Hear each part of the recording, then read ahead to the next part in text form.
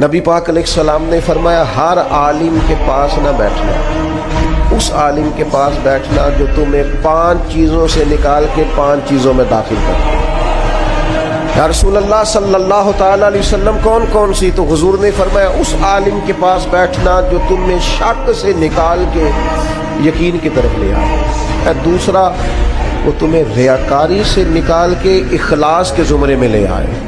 اور تیسرا نبی پاک صلی اللہ تعالیٰ علیہ وسلم نے فرمایا وہ تمہارے دلوں سے دنیا کی خواہش نکال کے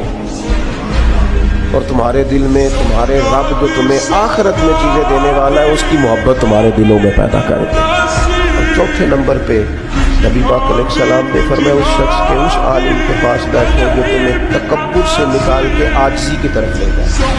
اور پانچواں اللہ کے محبوب علیہ السلام نے فرمایا اس عالم کے پاس بیٹھو جو تمہیں دشمنی سے نکالے۔